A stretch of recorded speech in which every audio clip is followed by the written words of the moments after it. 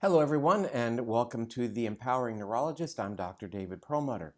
Today, we're going to be interviewing Dr. Frank Lipman. I've known Dr. Lipman for many, many years. He is a terrific guy and has made such terrific contributions to the field of integrative medicine and overall health. He's really recognized as a pioneer internationally in this area of integrative, or what is also called functional medicine. He is the founder and director of 1111 Wellness Center in New York City, and he is a New York Times best-selling author. He's written 4 books: Total Renewal, 7 Key Steps to Resilience, Vitality, and Long-Term Health; Revive, End Exhaustion and Feel Great Again; The New Health Rules, simple changes to achieve whole body wellness; and his latest book is 10 Reasons Why You Feel Old and Get Fat, and those things are not mutually exclusive. So it's a real pleasure to spend some time with Dr. Lipman today. So here we go. So hello, Dr. Lipman. Hi, Dr. Perlmutter. Great to speak to you. Again, for our viewers, we're talking about your terrific, terrific book that is now available. And, you know, the main things people worry about seem to be getting old, can't stop the father time, but you can feel young and you can lose weight and feel better. And let's just jump right in. In your first chapter, you focus on the really fundamental role of food. You let off with food. Tell me why. Well, I think food is fundamental and food is sort of easy to change. You know, it's harder to tell someone to go meditate, sometimes even to exercise, but food is quite tangible. And I've found, doing this for such a long time, if people can change their diet, it's usually a great entry point. I find that's sort of, not only almost the easiest or the most tangible, but also it's the most effective. You know, if you change your diet, you get the most bang for your buck. You know, I was very impressed that you led off with food. And we all write books, and we're always looking at each other's books to see how he or she crafted the book.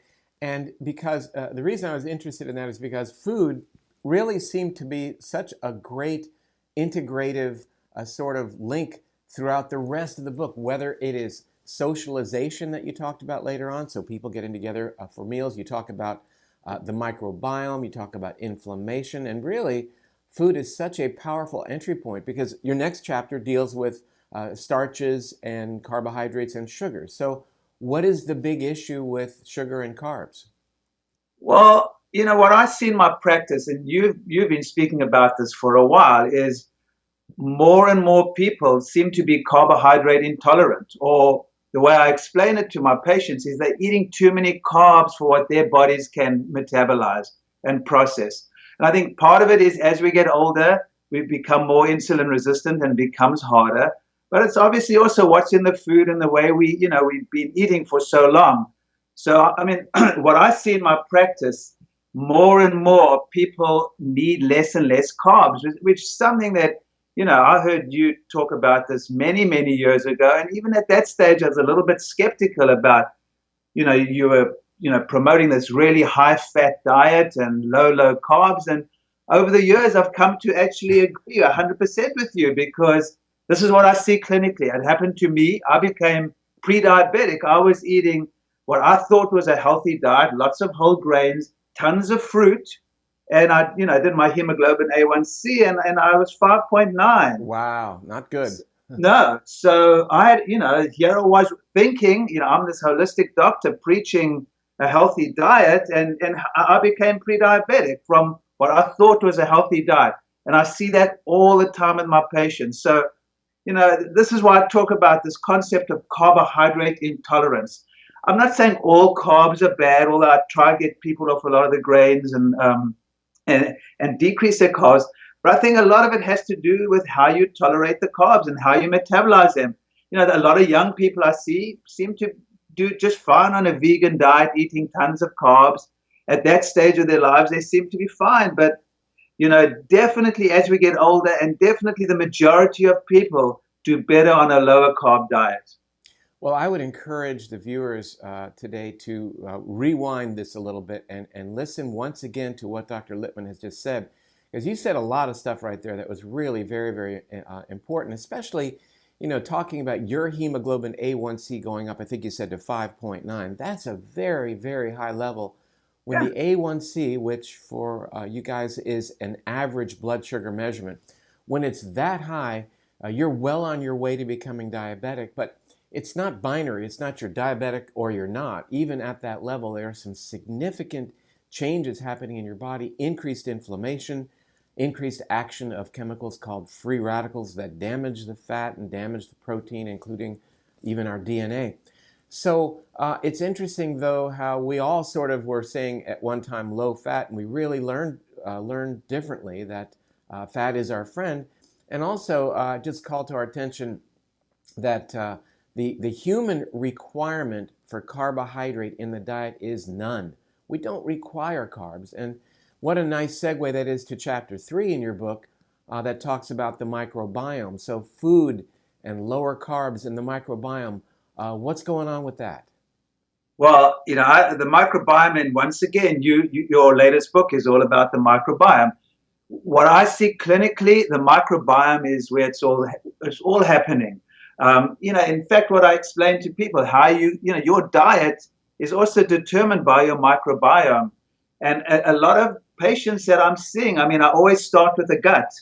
And what's very interesting, I come from the Chinese medicine tradition. I started as an internist, then started studying Chinese medicine. And in Chinese medicine, you get taught that the earth element is the center. You treat the gut. I was taught by my Chinese medicine teachers. I was taught by a famous English herbalist, Simon Mills, many, many years ago. This is in the late 80s. All herbal traditions, when you don't know what to do, you treat the gut. So the gut has sort of always been centered to my treatment coming from the Chinese medicine perspective. And now what I find interesting, we know much more from the science and what we know about the microbiome, which is still in its infancy, but I see more and more I treat the gut.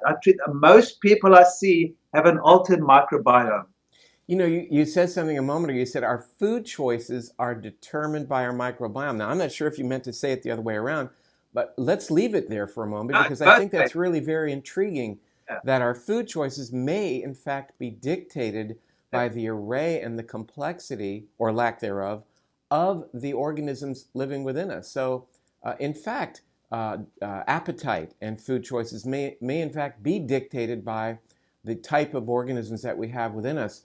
You then go on to talk about the effects of diet and lifestyle on our hormone array, both in males and females, and how important that is for our sense of well-being, our ability to lose weight. Can you expand on that? Yeah, hormones are pretty complicated, but the hormones, the way I describe it, it's a symphony. They all work together when it's all about balance. Once again, it comes back to my Chinese medicine training, the functional medicine training. It's all about creating balance. It's not about just increasing one hormone per se. But so hormones are complicated. But what I will say, and I see this all the time, the easiest way to help balance your hormones is to decrease your sugar and your carb intake, because that sort of decreases your insulin response, and that affects all the hormones. I So am loving that. That is so great. I hope everybody hears that loud and clear. That people with issues with hormone balancing, what you just said, the easiest thing to do is to get the blood sugar and insulin sensitivity under control. And obviously that's through diet and other things that we'll talk about. You've got to talk more about that. That's great. yeah, well, I see so many people who come with adrenal fatigue, the adrenal hormones, or for thyroid hormones, or actually perimenopause and menopause is a classic example. Often, all I need to do when I treat perimenopause and menopause, when women come in with your typical menopause symptoms, you actually decrease the carbs in their diet and they feel much better. So it's really interesting. I think, what I said in the beginning, why I started with food, because it's tangible. When people come in with sort of complicated hormone issues, it's much harder to start giving them estrogen, progesterone, thyroid. This gets complicated, and we don't know how benign it is. But when you start changing someone's diet and you decrease the insulin and you make them less insulin resistant or more insulin sensitive, these other hormones seem to come into balance somewhat, which is something I've just seen clinically. I don't know about the research on that, but I see that clinically all the time. Well, absolutely. The research in terms of insulin and its effects upon hormone receptor function is certainly quite clear. I think Gary Taubes talks about that in Why We Get Fat and What to Do About It. Also, another great resource is just a recent video that we posted with an interview with Dr. Chris Northrup about her book, Why Goddesses Never Age. Right. And really, so many integrative practitioners, I think, are really perhaps overwhelmed by the notion of trying to balance hormones. And here you provide this incredibly powerful first step that really has nothing to do with using hormones, but rather allowing their receptors to become more balanced in terms of sensitivity, and that is controlling blood sugar. You then wonderfully move on to the notion of movement and how we are all so sedentary in Western cultures now. We don't need to do things. We can sit here and do interviews like this and not have to go anywhere. And it's a real big deal. And yet you encourage people so vigorously to get up and move around. What's going on with that? Well, once again, everything works together. So movement is wonderful. Exercise, I call it movement because some people, get upset when you talk about exercise and going to the gym, but just moving your body. We know exercise will make you more insulin sensitive or less insulin resistant. We also know that, exercise affects your microbiome. People who exercise have a more diverse microbiome. So everything seems to work together, but exercise, most people think of exercise as about decreasing or increasing your output of calories, but I'm not even sure how relevant that is. It's the effect on your hormones, on your microbiome, on your brain, on all your other systems that exercise is, that to me is the effect that exercise is having, not about increasing your output of calories. Well, you're right. We were all trained and continued to embrace this notion of calories in versus calories out as being the key to weight loss. We didn't want to upset the law of thermodynamics, and basically we looked upon calories, whether they be from fat or carbohydrates, as basically being the same. You counted your calories and you counted your calorie burn in terms of your basal metabolic rate and whatever exercise you added to that. If you took in more calories than you burned, you'd gain weight, and if you took in less calories, you would lose weight. We really realize that's just not true. We see plenty of people who are active and not taking in a lot of calories and yet continue to gain weight. Even people drinking diet sodas have a strong tendency to gain weight. So, but nonetheless, what's going on with movement and exercise, if I can use the term, is changing our microbiome, and therefore that sort of opens up another door to allowing us to gain the opportunity to maintain a better weight balance and even lose weight. You then talk about stress and the role of our lifestyle choices in stress and how we can modify stress. How is that so important as it relates to weight loss and indeed slowing the aging process? Right. Well, stress, being in New York, we see a lot of this too. But once again, stress affects your microbiome.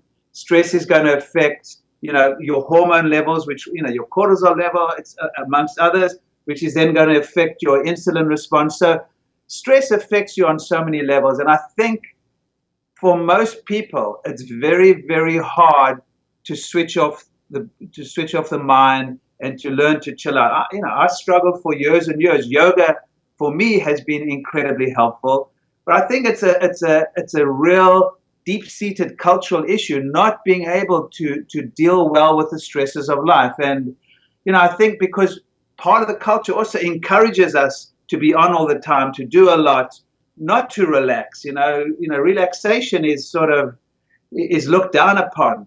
So I think how to deal with stress is actually really important, and it's really not that difficult. As I say in the book, you don't have to be a yogi. You don't have to, be this serious enlightened guru. There are simple things that you can do which are going to affect the whole stress response. And what I love about what stress and relaxation, that tip, we always talking about, we're looking for a magic pill, especially for our lifestyles. And to me, meditation or yoga or anything that stimulates the parasympathetic response, which is the exact opposite of the sympathetic response, which is what gets activated with stress. Something like meditation and yoga, it's magic. There's nothing else that can actually stimulate that alter response and balance your system like simple stress techniques. So if they could put meditation in a pill, it would be an absolute blockbuster. They're always looking for that magic pill, and a lot of it is the simple things you can do in your life. You mentioned something early on in that response, that stress affects the microbiome, and I really love to get my arms around that because, we're always looking at things, the ways that the microbiome influences the brain. There's this gut-brain connection that really is getting a lot of news these days, how the chemicals made by the microbiome affect how the brain works, affect mood, etc.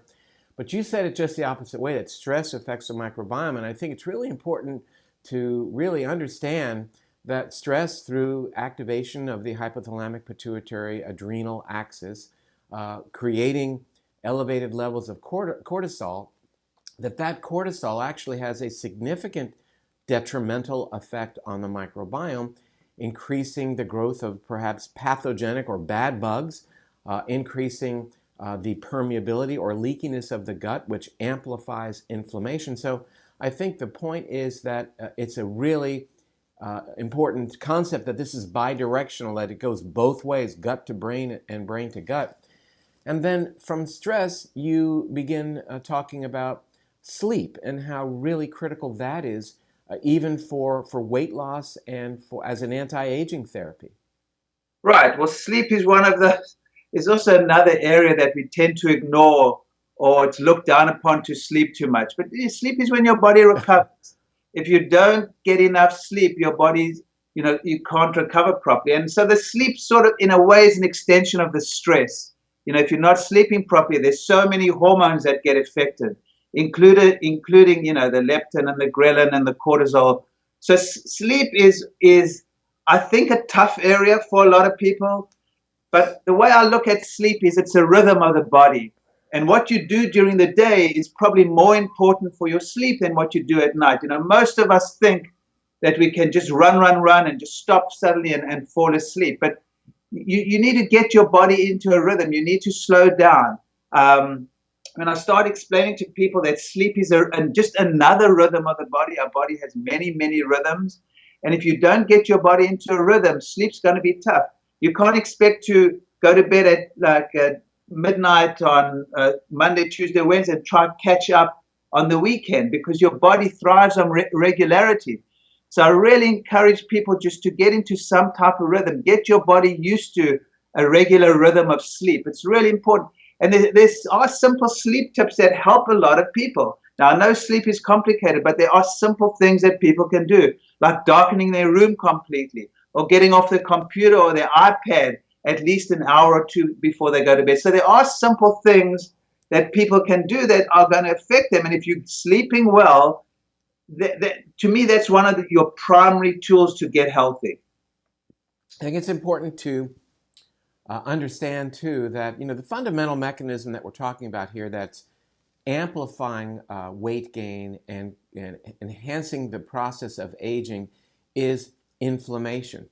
And lack of sleep is a powerful inflammation-producing event, as are changes in the microbiome, as are elevations of blood sugar from a diet that's inappropriate, as are even increased levels of stress. So, everything sort of funnels down to this notion of increased inflammation, and ultimately, that's the gatekeeper here. So everything that we've talked about so far really can be looked at through the macro lens of inflammation. We've got to do everything we can to reduce that.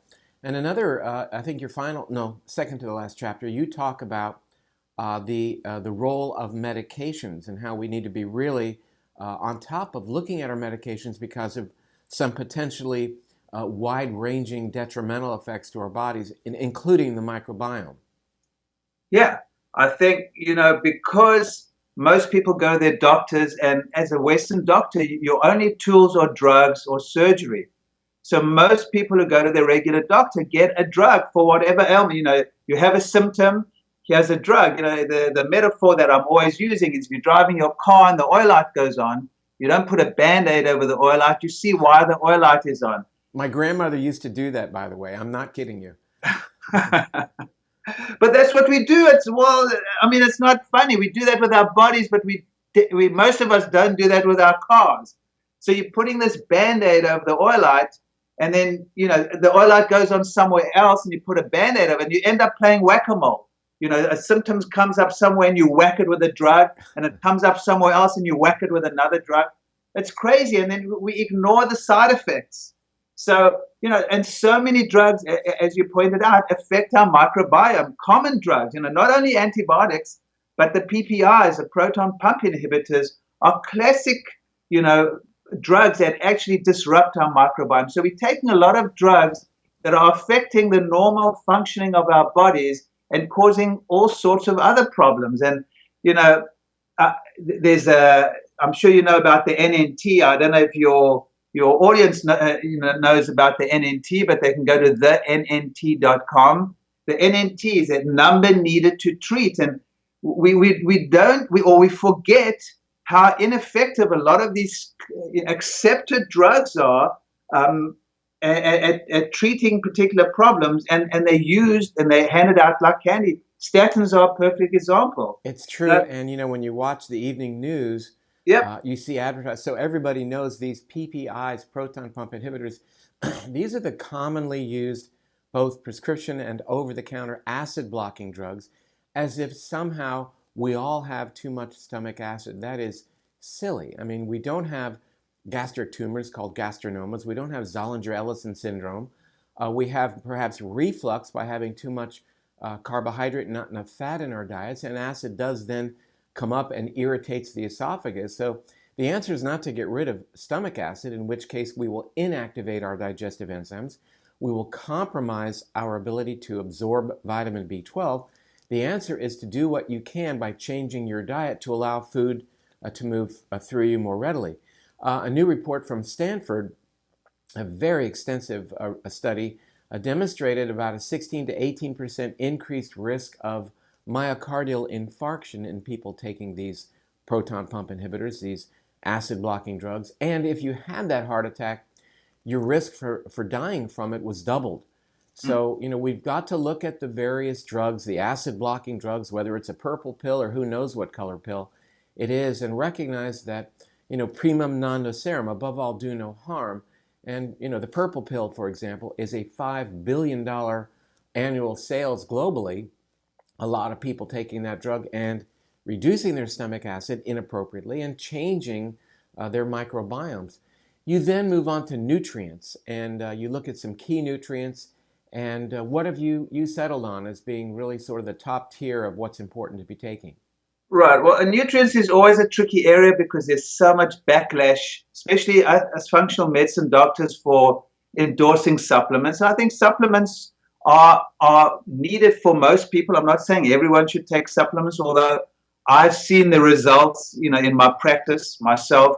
So there are basic, I think most of your nutrients you should get from food. Obviously, you shouldn't take a supplement instead of eating good, healthy food. But I think most of us need the extra nutrients, and we can go into the reasons why. But the key ones, I think, are just a good multivitamin as a sort of insurance policy. Most people are deficient in vitamin D, so most people need vitamin D. A probiotic, which is really a tricky area because everyone's microbiome is different, but hopefully in the next couple of years we'll be able to tailor probiotics to people's microbiomes. But generally a probiotic's a good idea. I'm a big fan of omega-3 fatty acids. And then we get on to, and then magnesium is another nutrient that a lot of people are deficient in. Very and important. Then we start getting on into nutrients that I think as we get older become more important. Nutrients like glutathione, coenzyme Q10, and alpha lipoic acid, and turmeric. Probably turmeric comes in early. So those would be the key ones, and they need to be targeted and tailored to each individual. But those would be the important nutrients that I use a lot of the time. I mean, I'm often using nutrients, targeted nutrients to treat certain problems. But as general anti-aging nutrients, for lack of another term, those would be the key ones. And I think for our viewers, if you've read my books and books by others in this area, You realize that what Dr. Lipman just said is pretty much what we're all saying, that because our foods are not ideal and not nutrient rich, because we're not out in the sun without clothes day in and day out, with reference to vitamin D, that there is a place for nutritional supplementation. And interestingly, if you notice that list, the CoQ10, the alpha lipoic acid, the vitamin D, the probiotic, the omega-3s, essential fatty acids, pretty much what most people are talking about these days, and with really, really good reason. You then put together a terrific, actionable plan of 14 days and you're telling people how to go shopping to get ready for it. I thought that was really very well done. Well, I work with health coaches. A couple of years ago, I started working with health coaches in my office. And I noticed my results improved exponentially because the health coaches actually help my patients implement the programs. It's one thing to say to someone, well, you shouldn't eat gluten, or you shouldn't have any grains, you should be on a low carb diet. But there's another thing if someone actually holds their hands and shows them exactly how to do it. This is what you can eat, this is what you can't. When you go to a restaurant, this is what you can choose. When you go shopping, this is what you need to look for. Here's some recipes. So helping people implement what we actually recommend has been fantastic. So I work with a lot of health coaches here. One of my health coaches actually wrote that part of the book. So it's really just helping people implement the changes that I'm hoping they're going to make. Well, and again, for our viewers, this is Dr. Frank Lipman, who is living and breathing this, and these are the results that he's written about in his new book, 10 Reasons Why We Feel Old and Get Fat, two things we're really doing our best to avoid. But this is based upon your results in terms of in the clinic and what really is working. And, I have to say that the book is so rock solid in terms of being right on the leading edge of what we are now understanding in nutritional science and in behavioral science. So again, this is it's really terrific. So for our viewers, a terrific book. And as I said earlier, one of the most important aspects of it is actionable. It is you're going to read this book and know what you need to do tomorrow. So Dr. Lipman, thank you so much for joining me today. This has been a really very interesting and really wonderful information. Thanks, and thank you, David. And it's an honor to be on your show. It's an honor to have you recommend the book like that. So thank you very much. And thank you for all that you do to try to change the course of how we practice medicine. Well, wonderful. I appreciate that so much. So we'll talk soon, and I'm looking forward to seeing you. I think I may be seeing you actually quite soon. So looking forward to seeing you, Frank. Great. Thanks, Dad. Bye. Okay. Bye-bye. Well, I sure enjoyed that interview. What a resource for information, and what is so exciting about Dr. Lipman and his new book, 10 Reasons Why You Feel Old and Get Fat, is that all of the information that he's describing, both on the interview today and in the book, are really actions that we can leverage, actions that we can implement right off the bat and really obtain and attain better health and weight loss. So really terrific interview, and we're really grateful to Dr. Lipman for spending time with us. I'm Dr. David Perlmutter. Thanks for joining us.